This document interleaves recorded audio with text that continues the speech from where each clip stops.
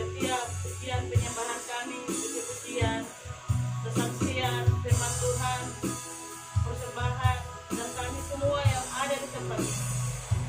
Hamba-Mu yang memimpin puji-pujian, kiranya Tuhan berkati, yang melayani kami dengan firman Tuhan berkati. Biarlah ibadah Bangka di teman kekasih kami, Laban, Nimrod, dan Desi, kami buka hanya di dalam nama Tuhan kami Yesus Kristus.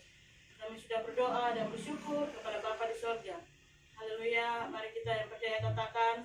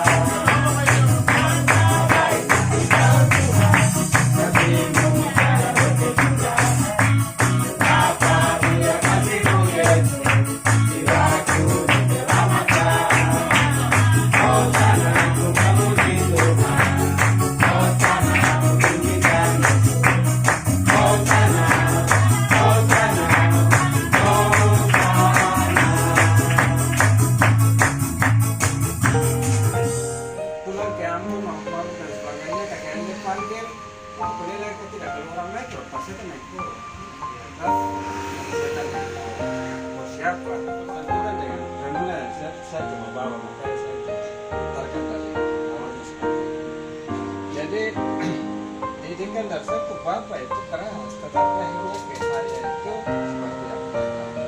Tapi puji Tuhan ketika saya belajar dengan keadaan yang saya sekarang, kita manusia atau pemuda yang khusus kita teman-teman pemuda-pemudi yang ada di Papua.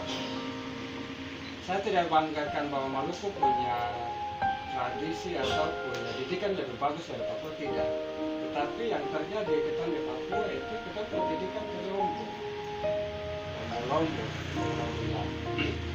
Akhirnya yang terjadi pemuda yang ada membangkang ke dia orang tua. Dia bikin susah, dia suka kawin juga, dia masih datang bergantung ke dia orang tua. Dia sudah bekerja juga punya, kadang bisa bekerja ke Papua. Itu terjadi, saya sudah lihat nyata-nyata di dalam kehidupan pemuda-pemudi yang ada di khusus itu anak-anak Papua dan teman Papua. Kalau tidak selesai sekolah, paling kan SD, SMP, SMA dia sudah putus karena pacaran atau merokok atau minum-minum dan sebagainya. Itu sudah jadi hal lumrah yang itu biasa letakkan terjadi kehidupan ini. Saya buka kehidupan itu ayat 8 sampai 19. 1 ayat 8 sampai 19. Saya bacakan ini untuk semua teman. Ayat 8, hai anakku, dengarkanlah didikan ayahmu dan janganlah menyia-nyiakan ajaran ibumu. Sebab karangan bunga yang indah itu bagi kepalamu dan suatu kalung bagi lehermu. Hai anakku, jikalau orang berdosa hendak membujuk engkau, janganlah engkau menurut. Jikalau mereka berkata, marilah ikut kami, biarlah kita menghadang darah biarlah kita mengintai orang yang tidak bersalah dengan tidak semena-mena. Biarlah kita menelan mereka hidup-hidup seperti dunia orang mati, bulat-bulat seperti mereka yang turun ke liang kubur. Kita akan mendapat berbagai benda yang berharga. Kita akan memenuhi rumah kita dengan barang-barang rampasan. Buanglah undimu ke tengah-tengah kami, satu pundi-pundi bagi kita sekalian. Hai anakku, janganlah engkau hidup menurut tingkah laku mereka. Tahanlah kakimu dan pada jalan mereka, karena kaki mereka lari menuju kejahatan dan bergegas-gegas untuk menumpahkan darah. Sebab percumalah jaring dibentangkan di depan mata segala yang bersayap, padahal mereka menghadang darah sendiri dan mengintai nyawanya sendiri. Demikianlah pengalaman setiap orang yang lobah akan keuntungan gelap, yang mengambil nyawa orang yang mempunyai. Amsal ini ditulis oleh Salomo atau dikarang oleh Salomo. Kalau di dalam sastra dibilang itu apa? Amsal ini lebih banyak tentang bahasa kiasan. Karena bahasa kiasan itulah akhirnya kadang-kadang disalahartikan sama teman-teman kita di Muslim. Karena mereka lupa itu bahasa kiasan, bahasa kenapa diartikan sedetail atau dibilang dipastikan. Padahal kalau bahasa kiasan kan bisa ditafsirkan berupa-rupa. Itu bicara bahasa ini, kalau itu bahasa kiasan dia bisa ditafsir berbeda-beda. Amsal ditulis oleh Salomo atau dikarang oleh Salomo, dan notabene Salomo ini diketahui orang kaya. Kami saja banyak. Saya juga kaya. Iya, dia juga kawin banyak. Nah, pada intinya orang ini kacau lah, kacau. Tetapi raja yang memperistri orang yang sebenarnya dilarang oleh Alkitab, tetapi dia juga mau kawin orang itu.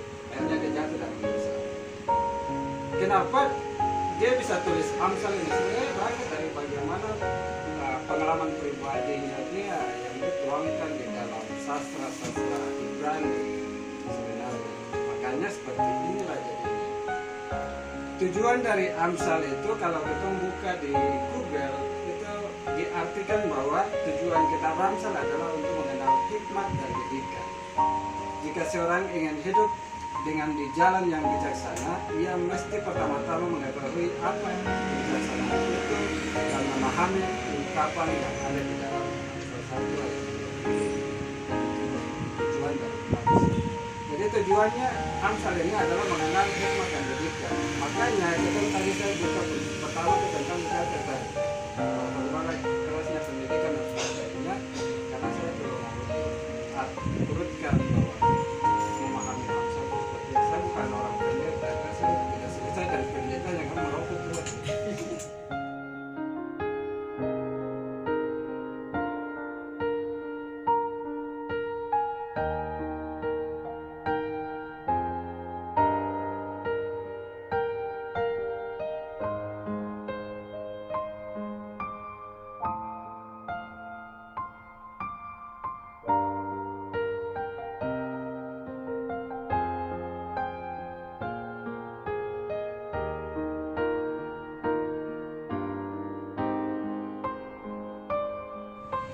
Dua tahun sebenarnya proses saya di keluarga itu harusnya balik lagi ke satu kurang cocok mungkin.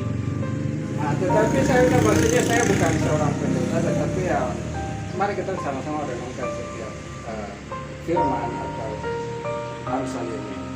Itu tadi tujuannya. Berikut kalau sukun dan teratur. Ini inti dari Amsal. Makanya pertama dia punya judul yang diartikan sama Lembaga Alkitab Indonesia adalah nasihat dan peringatan.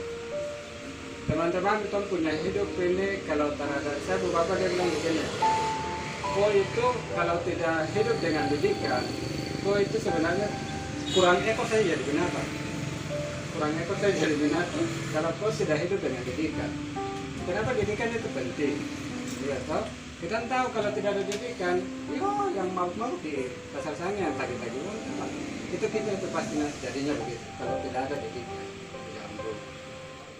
yang punya anak, kita harusnya mendidik anak-anak ini, apalagi di umuran kayak 20 tahun, ya Nah, yang pubertasinya, yang tua saya pubertasi apalagi.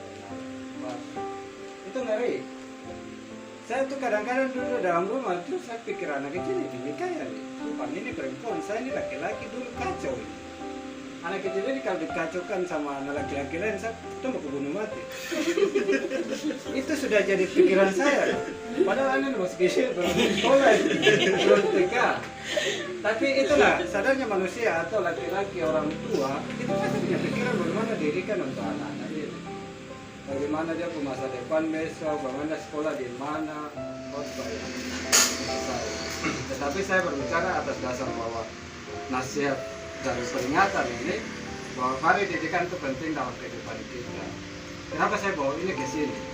Karena saya tahu siapa namanya Laban, Laban, Nimrod dan sebagainya. Iya.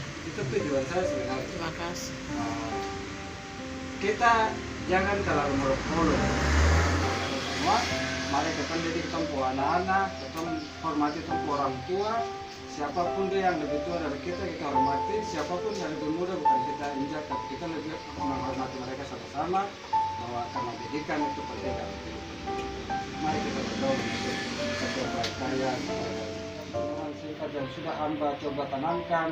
Biarlah Tuhan tanamkan itu di dalam pikiran hati kami semua, terkhusus untuk Laban dan teman-teman atau adik-adik terkasih yang ada dalam rumah ini, untuk bagaimana menghormati orang tuanya, bagaimana menghargai orang tuanya, bagaimana hidup harus takut akan Tuhan, dan didikan itu penting dalam kehidupan kami hari lepas hari.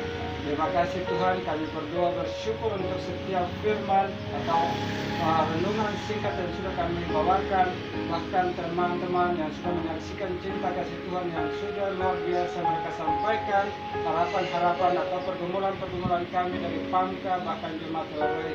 Kami bersyukur untuk segala sesuatu yang Tuhan buat dalam kehidupan keluarga besar kami, Wanio, Indo, Salapai, bahkan Farmut dan Isba. Tuhan, kami bersyukur untuk setiap pergumulan bahkan setiap kesempatan yang ada. Terima kasih Tuhan, kami tutup setiap rangkaian ibadah di saat ini hanya di dalam nama Tuhan Yesus Kristus Allah yang hidup. Haleluya. Amin.